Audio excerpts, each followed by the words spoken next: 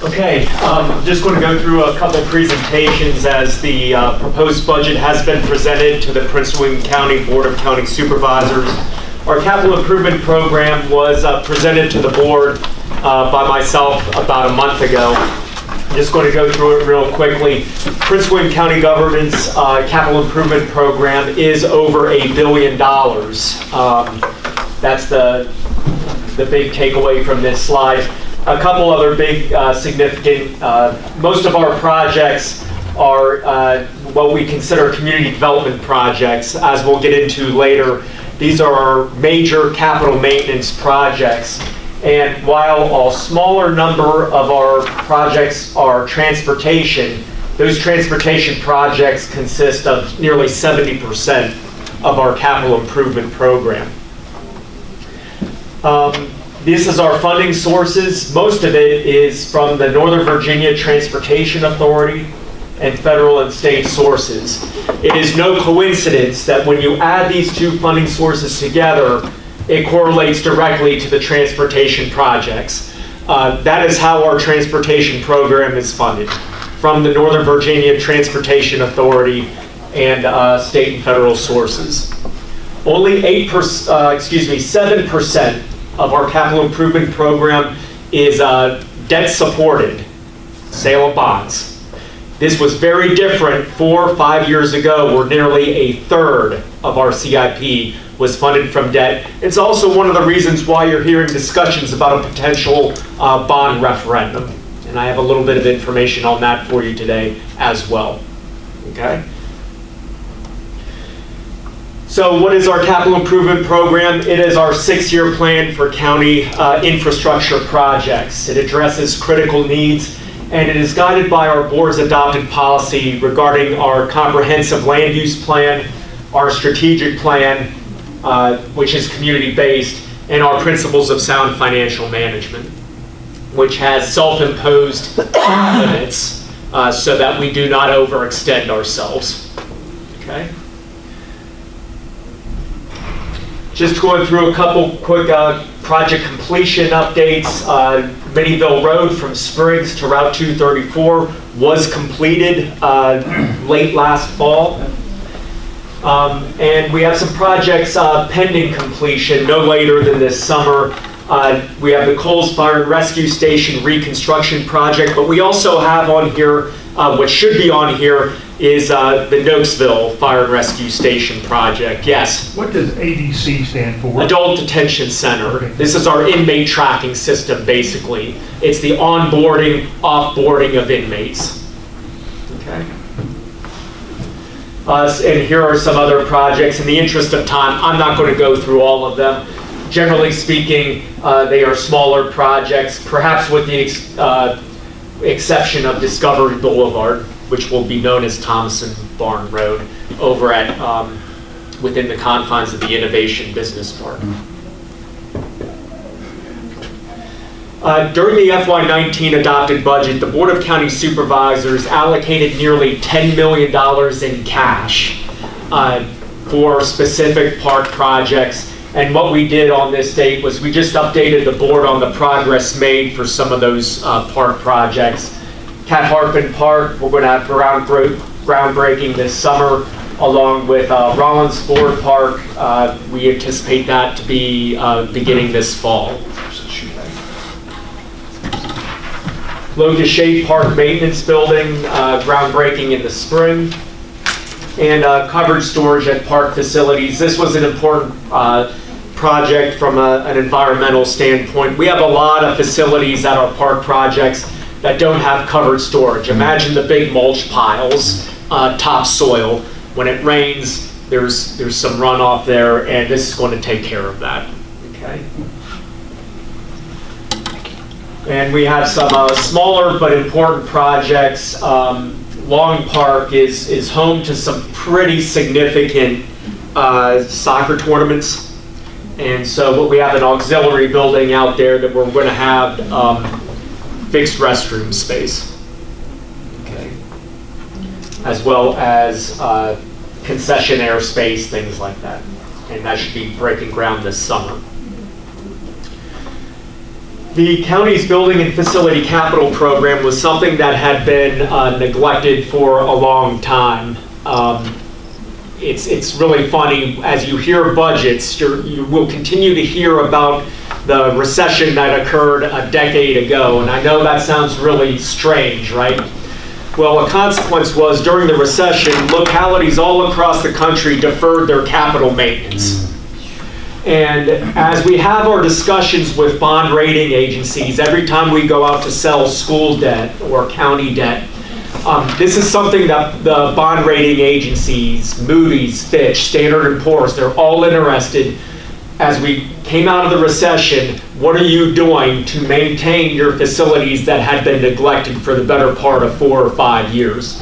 And that's why Michael was a big part of developing this program. The program was established in fiscal year 18, and the board appropriated $8 million for the past couple of years for the building and facility capital program. I'm not going to go through everything, but these are for the major capital systems, capital maintenance systems, rooftop HVAC units, things that just aren't able to be funded through agencies' annual operating budgets, okay?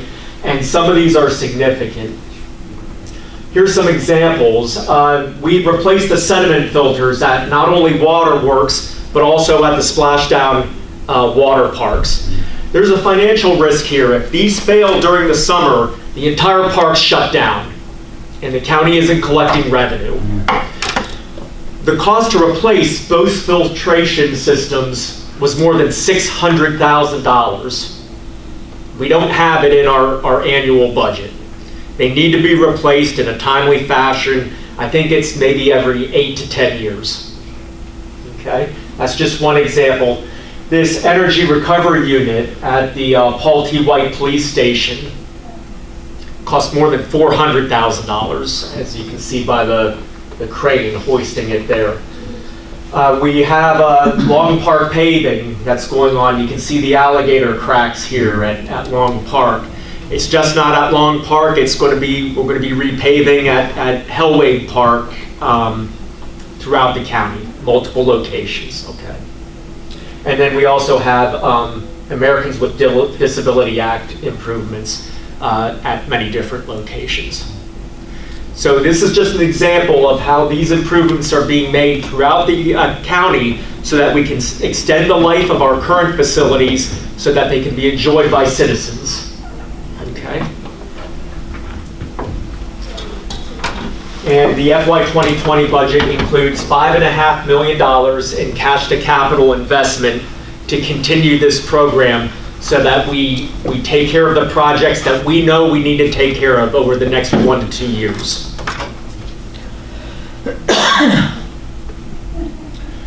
Prince William County is also updating our information technology. We call it our Modernization project.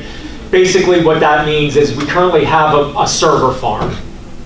And what this does is it migrates a lot of our functions to the cloud. The total project budget is nearly $25 million. In FY19, the board appropriated $8 million from our capital reserve. And in the FY20 budget, we are suggesting and recommending an appropriation of $13 million. $5 million is from that fiscal year 2020 budget on a cash to capital basis. And $8 million is from an IT reserve that we have that we had accrued over the years for server replacements, replacing switches. If we're going to the cloud, we don't need that anymore. So we're able to throw that as a funding source into this project. Okay. Fiscal year 2020 is going to be a heavy lift in terms, this is a 3-year project, but it's going to be a heavy lift as we start to get to some of our communication systems. I'm just going to go through some of the new projects in the proposed CIP. We have the Adult Detention Center main jail repairs. Today, we have the second 200-bed jail expansion project underway. That's going to be completed in March of 2020. But after that, we need to make repairs to the main jail, which was built in 1982. So that's going to be about 40 years old by the time this is completed. And so we have to upgrade our security, HVAC, plumbing, and a whole bunch of other maintenance systems. We anticipate that's going to cost $7.5 million with a cost sharing between the county and the city of Manassas, based on a formula agreement. Does Manassas Park also use the jail? Yes, they do, but we have a little different arrangement with, they pay on kind of a per diem basis based on the number of their inmates in the facility. We have a new project that we programmed in the out years of our CIP, something that we know is an issue today. As a matter of fact, space is an issue throughout the county government. Ferlazzo building, which we currently lease, is over capacity. The Ferlazzo building on the eastern side is over capacity. The McCourt building is over capacity. We're in situations where if we add one position, it can cause a complete reconfiguration of multiple workspaces. But we know today that there is an issue at the Judicial Center. Anybody ever try to park early morning out at the Judicial Center? You know exactly what I mean. Uber in. Okay. The Bennett School, the old Bennett School, we recognize that it's a historic building. We need to make a decision on what we're going to do with that. It's boarded up right now. I mean it respectfully because it is a kind of a historical landmark, but it's an eyesore. We need to know what we want to do with that. We need to get ready in the future for additional court expansions. We might get an 8th judge, a 9th judge. There's nowhere for them to go right now. And we need to look at the possibility of future annex buildings. All right. So back in FY18, the board appropriated $400,000 for master planning to do a study of the Bennett School. We're going to continue to use that money to update a Judicial Center master plan that was created back in 2004. All right. Some of the projects from that master plan have been completed. We did the initial Judicial Center expansion project. We did the first and the second phases of the jail expansion project, okay? But this is for the next 20 years. And in the meantime of our proposed 5-year budget plan, we have allocated $5 million in debt service beginning in fiscal year 24. What is debt service? Think of it as the mortgage of debt-funded infrastructure. We don't know what we're doing out there yet. We need to update the master plan and let that help drive the decisions, okay? But we're setting aside money in the future for something that we don't know yet. Over time, as we get closer to fiscal 24, we'll get clarity on that, okay? This is just a summary of our capital fiscal year 2020 capital project appropriation, $39 million, and these are the funding sources. And I'll get to the budget calendar when I get to the proposed budget presentation.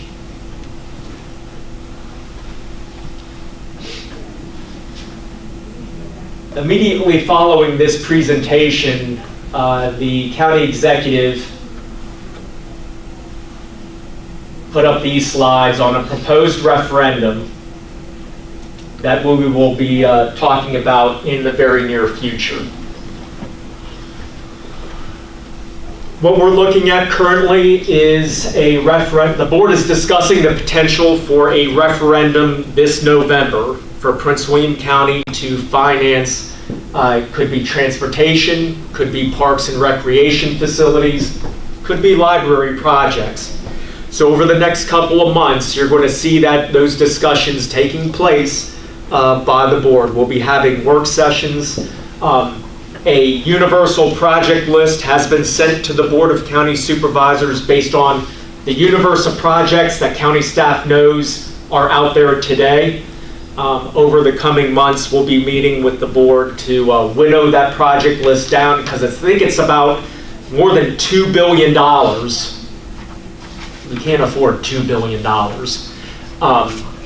But we need to trim that list down as the board makes decisions on what projects they would like to pursue.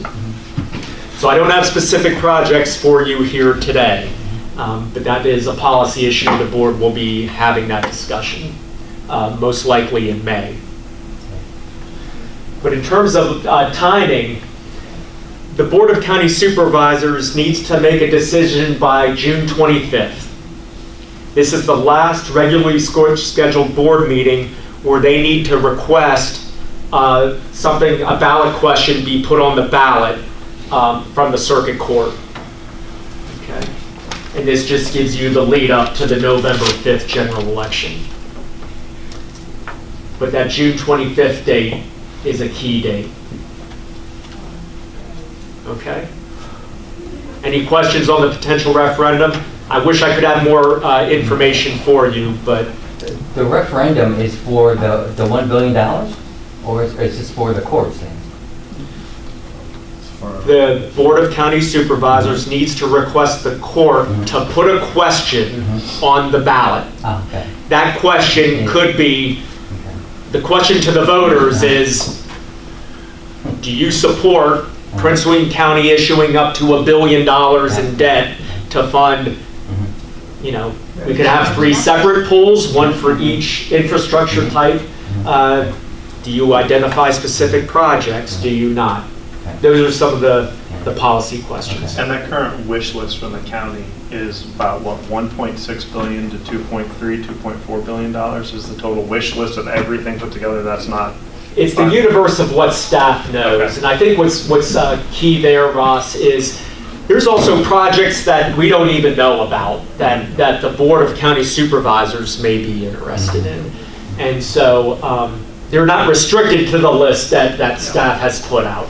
Okay. It is not prioritized in any way, shape, or form. It's just, here it is. Oh. Okay. Would they tell you things like now of things that they're looking at that you're not? They could, yes. Oh, okay. Things that staff didn't consider. Yeah. Yes, sir. Do you know if there is any thought of putting community centers in Prince William County?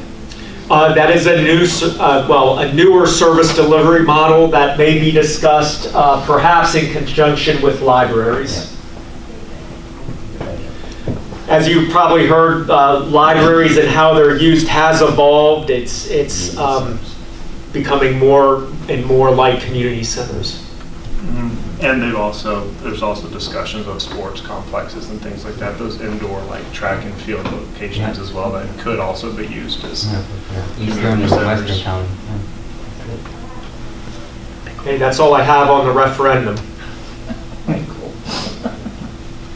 There'll be more discussion on that one. Oh, yeah. Taking a month of May off.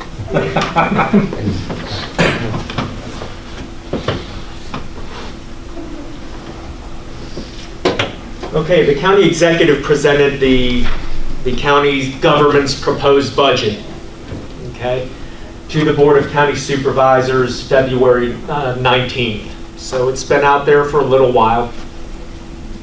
Generally speaking, this does not include the school superintendent's proposed budget. So this is pretty much from the perspective of the county government. And the county executive does not make budgets in a vacuum. All right, he receives a lot of policy guidance from the board throughout the fiscal year, as well as the community's strategic plan. And what you see here is the county's strategic goal areas of a robust economy, well-being, safe and secure community, quality education and workforce development, and mobility. And what you'll see is these are not independent circles here, they intersect, and a lot of budget initiatives can impact multiple goal areas. So some of the directives that the board has placed on the county executive that he adhered to in this budget can be seen on this slide. Maintain the county schools revenue sharing agreement. Prince William County Schools by formula receives 57.23% of general revenue. And there's a distinction to be made there.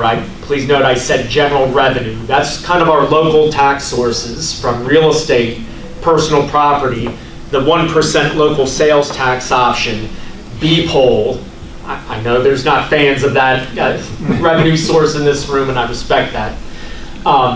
It does not include things that we consider agency revenue, all right? For example, in our Department of Social Services, if they receive $1.3 million from the Commonwealth for Medicaid expansion, we can't share that with the schools. It's being provided for a specific purpose, all right? So even though that revenue is in the county's general fund, it's not shared with the schools, and that's why I say the schools get a fixed percentage of general revenue. There's a small but very important distinction to be made there, okay? Because sometimes it does get confused in the community. On the expenditure side, reconciled to the state adopted budget. Prince William County adopted the FY19 budget last April. The state didn't adopt their budget. The General Assembly didn't adopt the state budget until late May, and the governor didn't sign it until early June. So after the fact, Prince William County had to circle back around and reconcile our budget to the state impact, all right? We had to provide mandated services, but we got some revenue to support it, and I'll go over that shortly, okay? But that's causing our FY20 proposed budget to increase. Cap our operating expenditure growth at 3.5%, while adhering to a commitment to the Public Safety Retention and Recruitment Study, Phase 2. Phase 1 was approved in the FY19 budget, and what that did was for public safety sworn staff, police, fire, sheriff, and the adult detention center, we had to take care of some internal salary compression issues. We had new people coming in that frankly were making as much or more as sworn staff that had been with the county for 3 to 5 years. I'm sure a lot of you are experiencing that with the tightening labor market as you try to attract employees. But when the board adopted the FY19 budget, they made a commitment to also fund Phase 2. What is Phase 2? It's salary improvements for sworn positions to make ourselves competitive with surrounding Northern Virginia jurisdictions. I won't mention them. I'll be like Ohio State, and I'll just say the school up north, all right? I am not an Ohio State grad.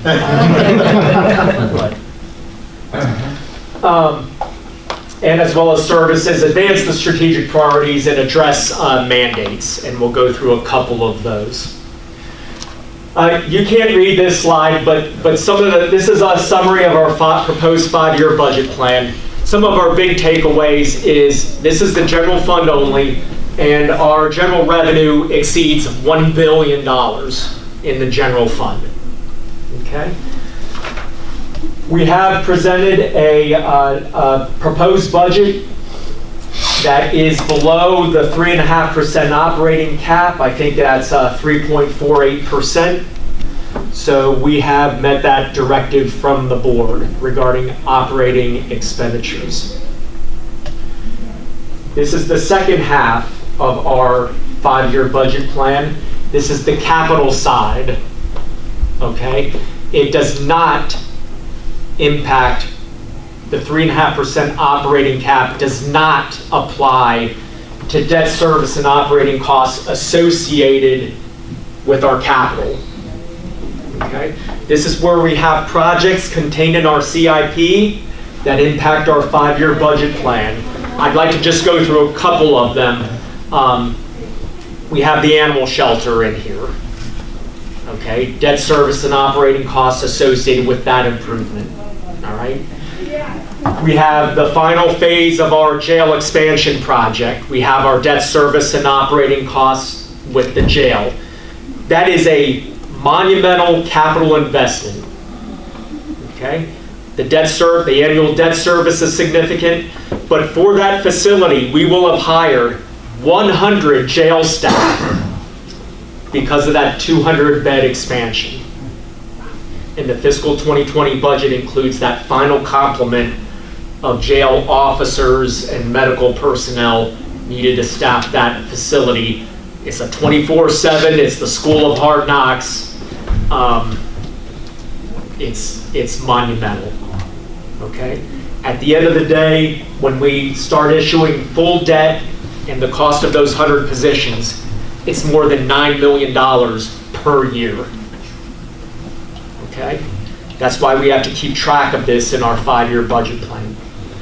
Some of the significant capital improvements in the out years is expansion at our public safety training center to hire and provide the training requirements for new recruits as well as in-service training for predominantly police and fire staff.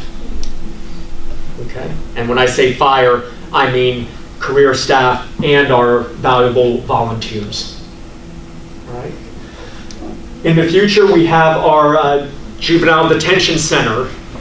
We're trying to replace that facility. That facility's built in the 70s on an outdated model. Okay, so we've programmed debt service and operating costs in the future for that. Down here, you have our technology investments. Remember that technology modernization project?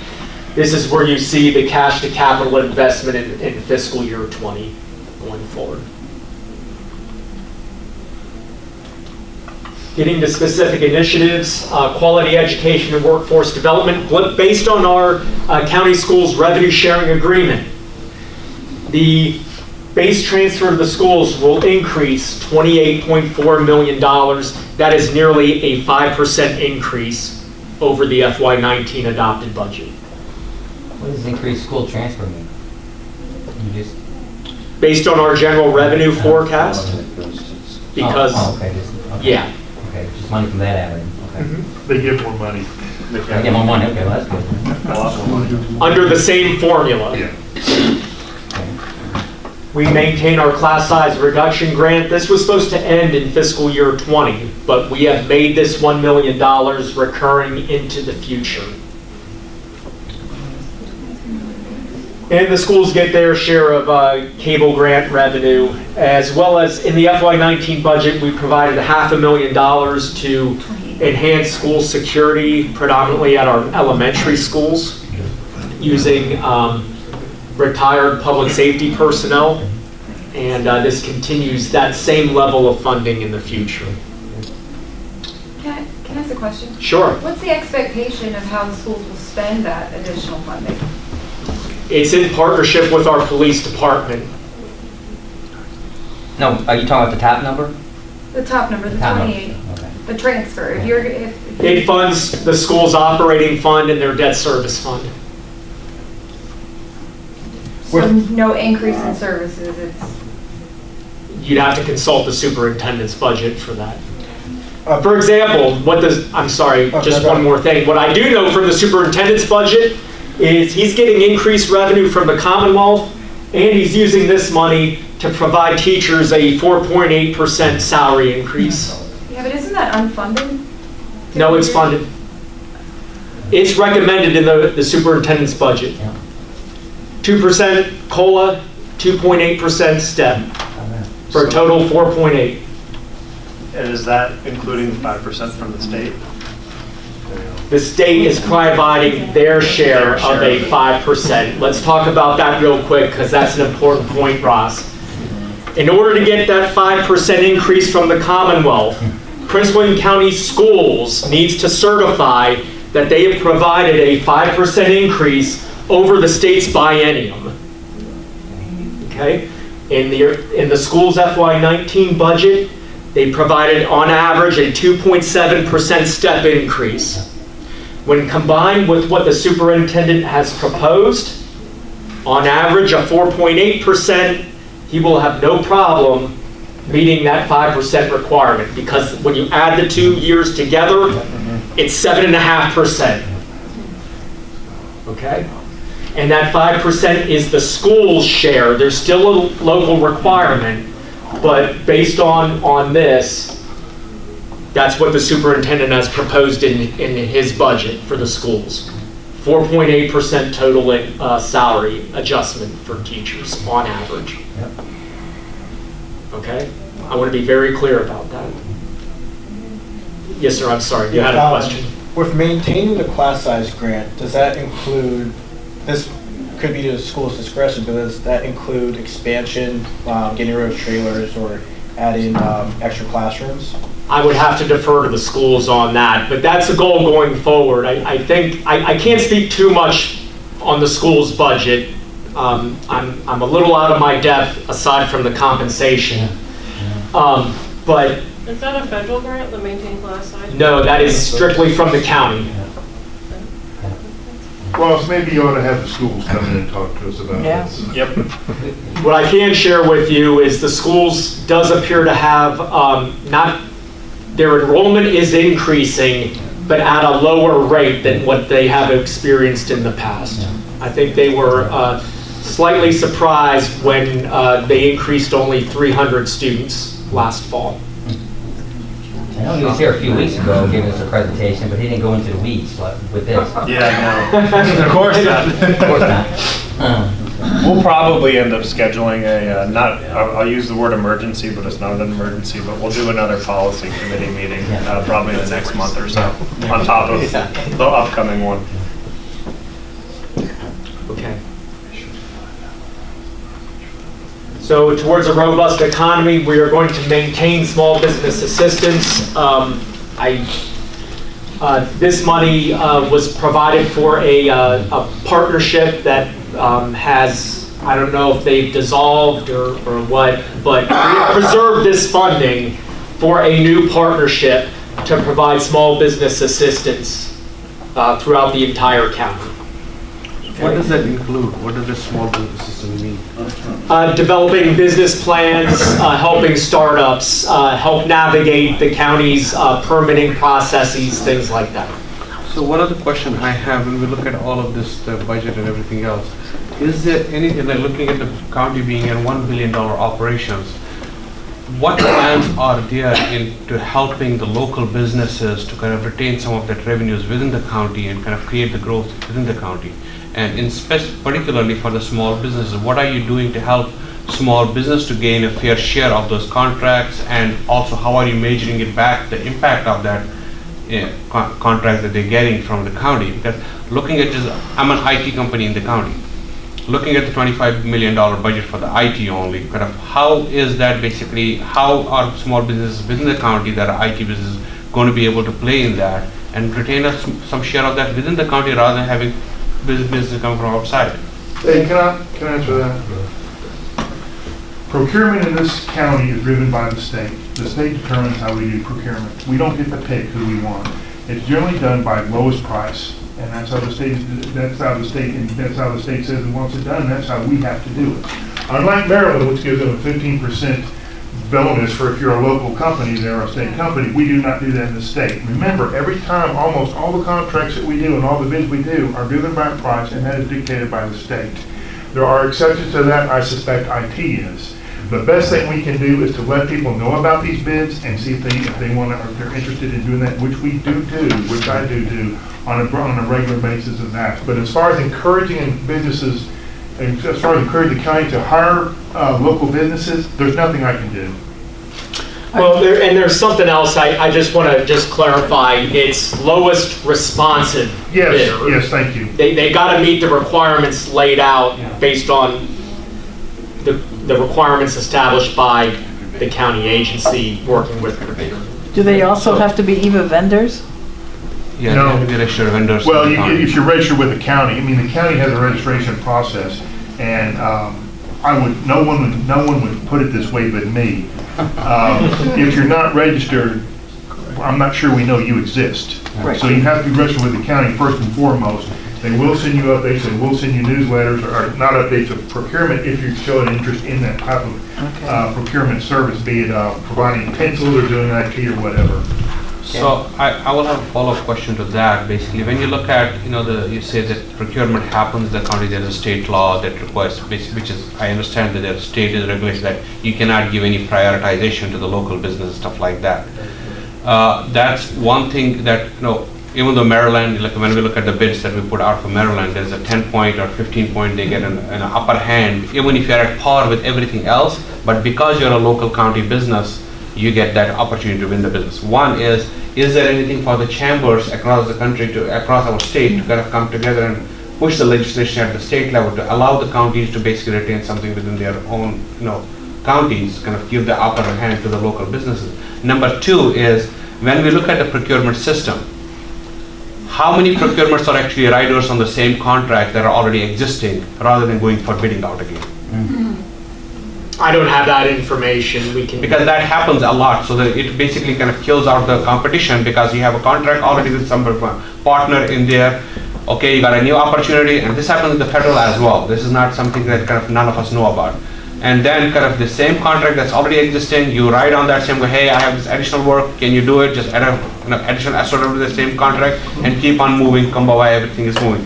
It basically, kills those local businesses here from competing, because I cannot compete with KPMG if they already have a contract. And tendency that we have seen from the big businesses, they will underbid. They will, if you look at even the SBS, some of the reports, as big businesses can win against small business, but where they come out is when they go in, they modify the contracts and show you other things where they can raise up the price and they get what they want to do. So this kind of creating a playing field for all the small businesses to compete in a very kind of a, good environment where we are all equal. And I believe a lot of these big companies hire small companies, white label them and get the work done. And white label, small company gets this, tail end of it, they take all the cream. So what are we doing from this $1 billion organization to help them? If I might make a suggestion, Yes. you may want to also have the procurement people come from the cities and counties, schools, and that's very issue. I've talked with Adam, from the county. Because I had one issue with the school system recently where there was a bid out, and we communicated on, there was a question and answer session part of the bid. And one of the question and answer sessions, the questions were said, anybody from anywhere in the world can compete on that bid. I sent an answer question back to the procurement office. I said, if I'm competing with a company from India, I know they pay $6 an hour. I pay $120 an hour. There's a huge difference. I can never win that contract.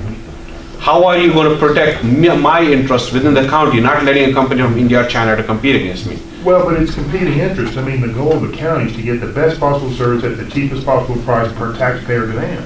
So it's not always. So we're going to allow companies from outside the borders to compete, or we're going to? I think what George is trying to say is that somewhat the county's handcuffed by state code. All But does that also allow? And it's not just the county, it's all jurisdictions. The city of Manassas. Does that allow the international companies to compete as well? Anybody can submit a bid that wants to. Virginia procurement law, we follow Virginia procurement law, and I'm here to hear about the budget, and I think it's a conversation for some other time. I mean, because we're talking about procurement versus the budget.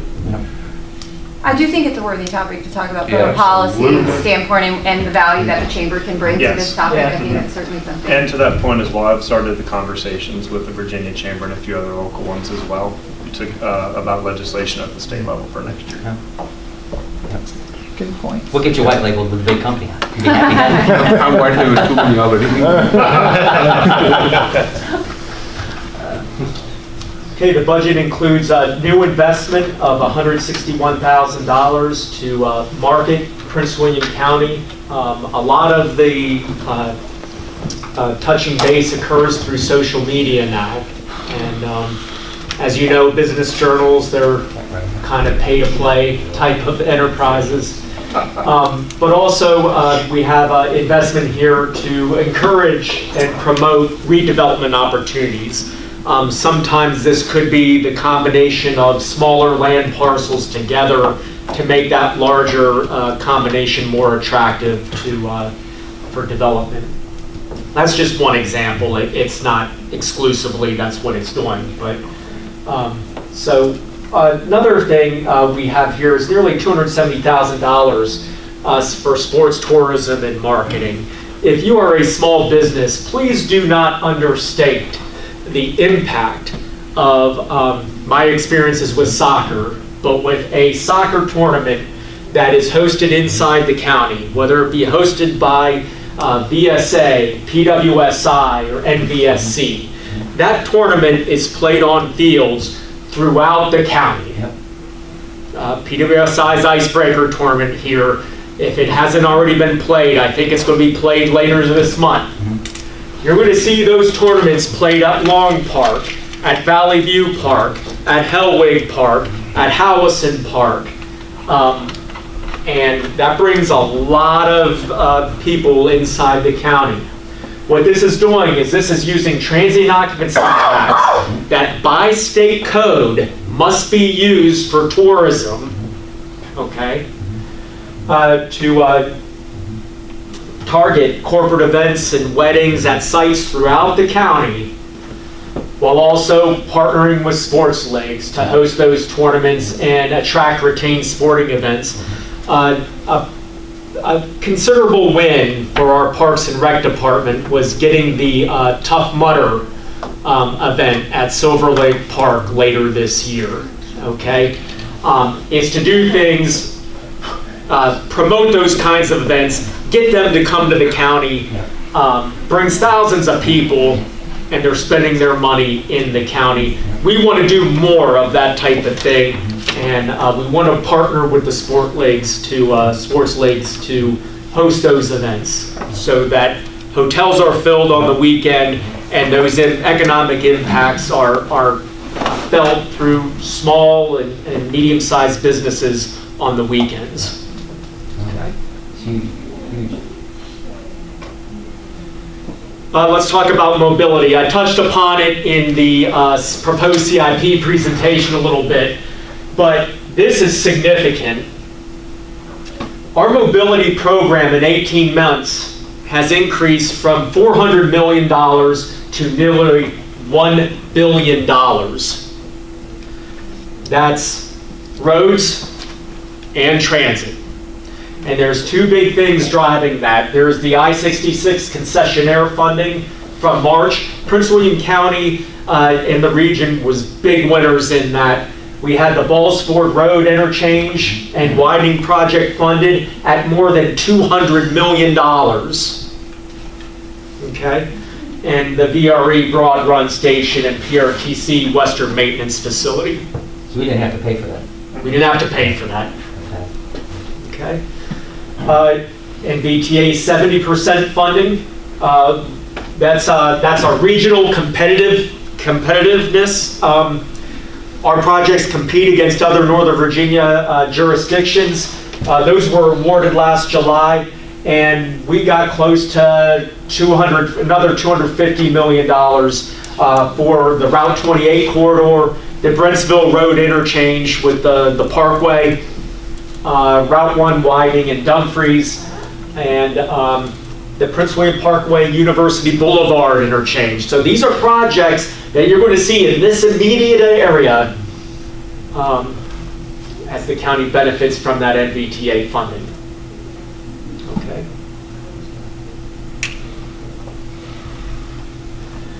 Safe and secure community.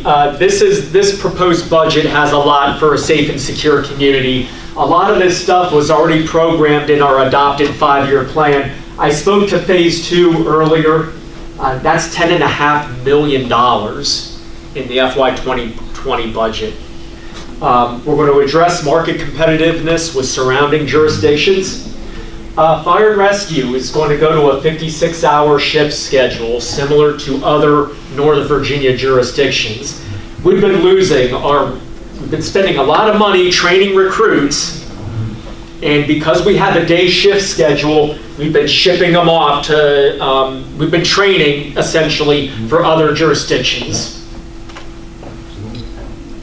We want to retain those people, okay? Yes, Are you ma'am? talking about having a contract for them? I mean, if you're. No.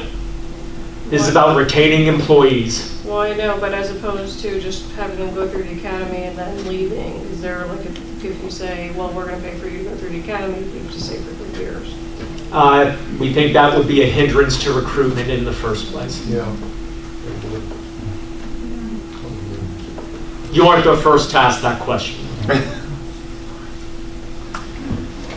This includes a new classification, master police officer. That's kind of a transition from an office patrol officer to supervisory. That's that intermediary step that sometimes is difficult to find. And we have a position here for the Prince William County Fire and Rescue System cadet program. That's at a high school. And what that would do is it's basically recruitment, developing interest for not only the career ranks, but also the volunteer ranks as well. Okay? That would be similar to like ROTC for the police and fire department. kind of. Exactly, yes, that's a good analogy. Okay. All right. We do have a new supplemental retirement system for our sheriff and adult detention center that is similar to a county-sponsored program that is already in existence for police and fire and rescue. That's a new program. More on the fire and rescue 56-hour shift schedule. It's intended to increase retention, as I mentioned earlier, but it's also going to have a profound impact throughout the county in terms of emergency services delivery. Okay? Working in partnership with the volunteers, and I can't understate that enough. We need the volunteers for this to be successful. You're going to see more geographic coverage of specialty units such as tankers, ladder trucks, things like that. And you're going to see an improvement in countywide response times. Okay? And it's hard to read on this slide, but I don't know if you make the file available, Ross. You can look at this table and see some dramatic improvements. And that's what's central to the 56-hour shift schedule. It's about improving service to the community. All right? Improving response times. Knowing that when you make that phone call, it doesn't matter who shows up, if it's career staff or volunteer staff, that someone's going to show up and get you the help that you need. Okay? So all this is just getting us up to par with the other counties, basically? Yes, sir. Okay, we're way behind, okay. But that's not all. No, of course not. If you dial 911, it's an old switch-based system. Virginia has 9 independent networks, and chances are you're on the road or you're calling from a smartphone. Okay? Your call's getting bounced around between those 9 different networks, and time is burning. Next generation 911 is going to enable us to process not just voice calls, but also text, video, those new forms of, they're not new forms, but new forms that are being more prevalent in our daily communications, so that we have faster, more accurate call reporting. And the nice thing about this is, although it's going to cost an additional $500,000, as an incentive, the state is providing this, is going to fund it for the first 2 years, because the state wants to incentivize this transition. Current 911 is outdated, it's antiquated. And what we'll be doing is, I believe Fairfax County is going to be migrating to next generation 911 this June. We think we can implement this by the end of the calendar year, possibly.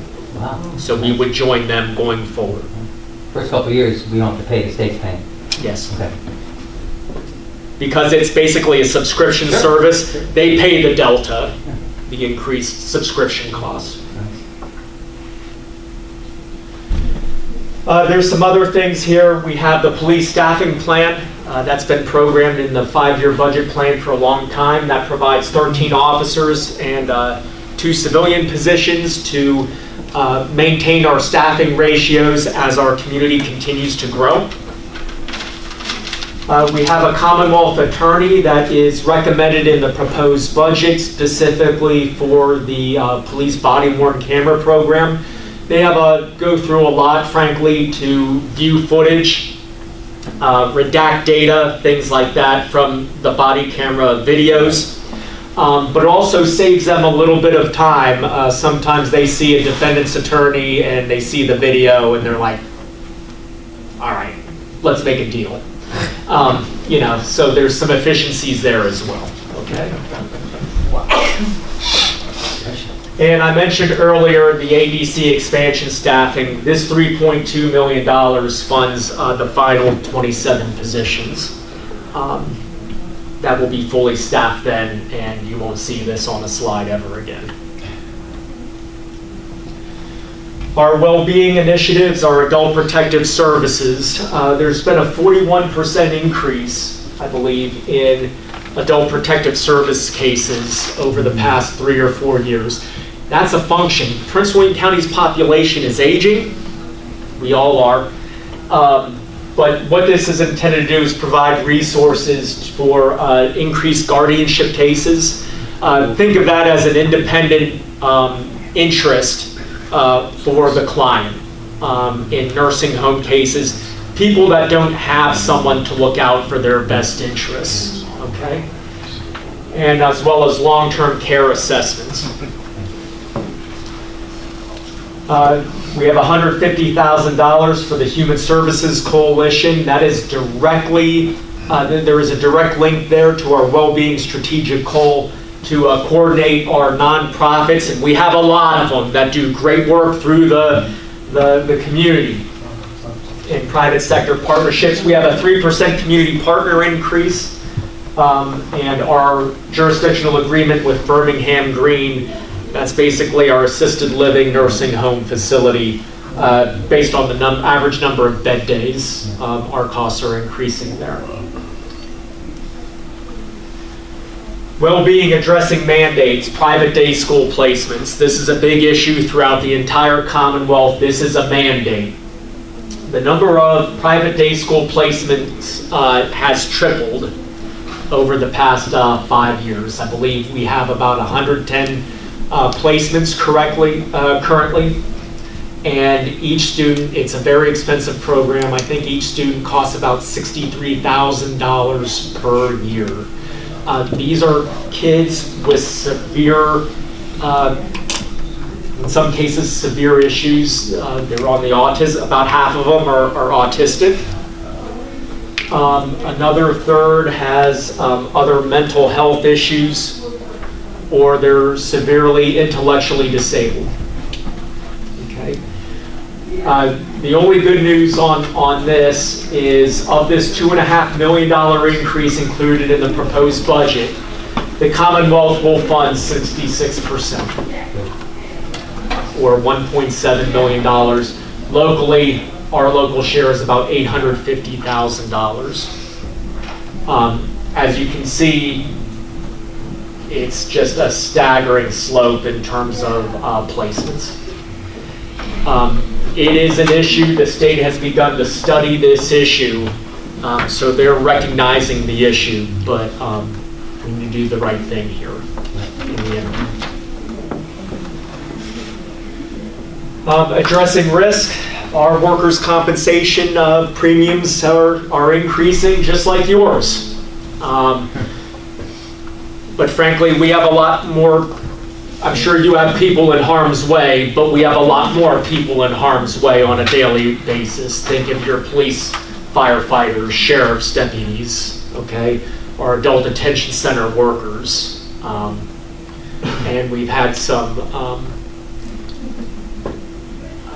terrible incidents in the past 3 years. The death of Ashley Gwendon, the anniversary was very recently, and we've had some officers severely injured during that as well.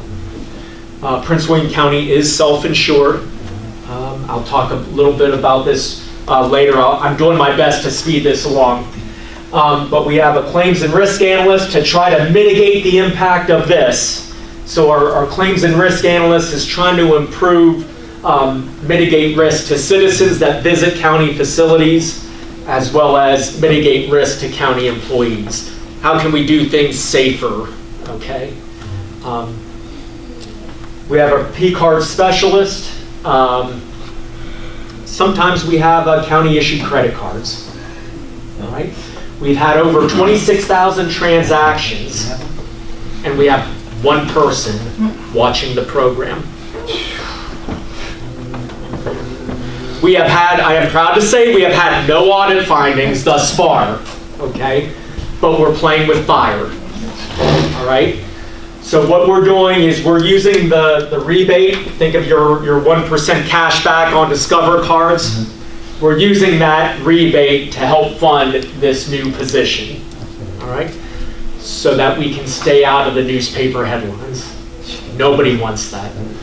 But I'm going to say these P cards provide a lot of efficiency from a procurement standpoint, rather than having someone like me or Michael do a purchase order for every transaction. All right? So we want the efficiency, but we need to have the appropriate controls in place. Okay? No cost to the taxpayer. It's rebate funded. I won't go through all of these. What I will jump to is business tax inspection and audit. All right, there's some consternation there, and I can appreciate that. These are discovery audits. This is about tax fairness. We have some businesses that aren't filing at all. Okay? And that's what this is about. All right?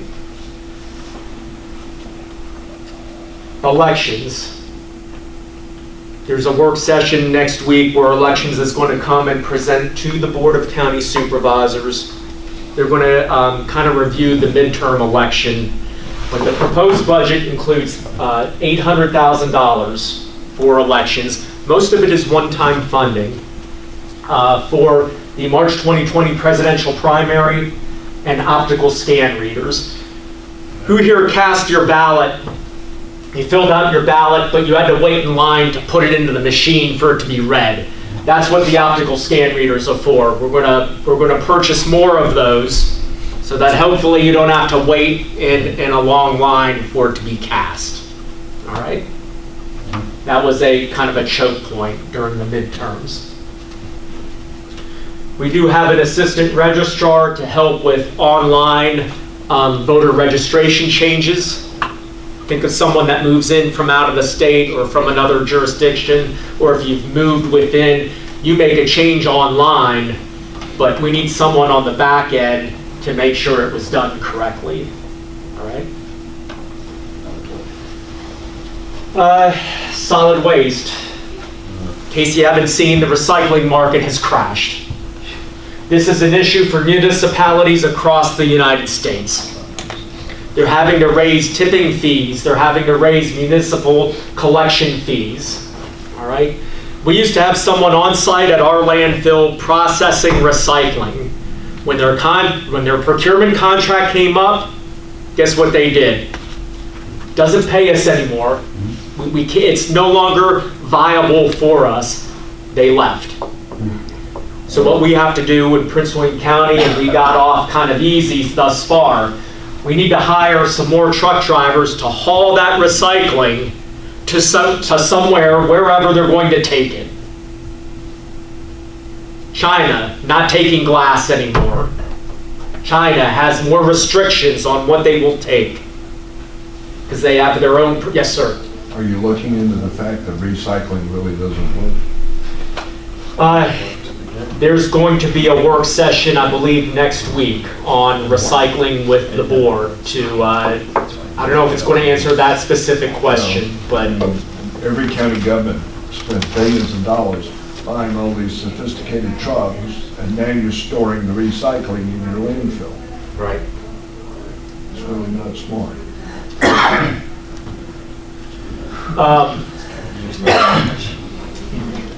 But what I want to emphasize here is that the county's solid waste fee is not increasing, Okay. okay? Prince William County government's solid waste fee, that $70 fee on your residential home, not increasing in this budget. This is revenue increasing predominantly from a growing community. We're just using that revenue growth to hire these truck drivers, okay? I'm going to move along here. Employee compensation, Prince William County government employees, 3% pay for performance increase. Okay? Not complaining. Prince William County schools, 4.8%. County government employees, 3%. Okay? We have not heard too many comments from the schools yet. Okay? Because these are good budgets and they should be adopted tomorrow. Health, let me just make a quick plug. Prince William County government is self-insured. We got off pretty easy this year with our self-insurance plan. Went up on average only 1.6%. Some jurisdictions that have private indemnity policies that are not self-insured, they're increases of 10 to 20%.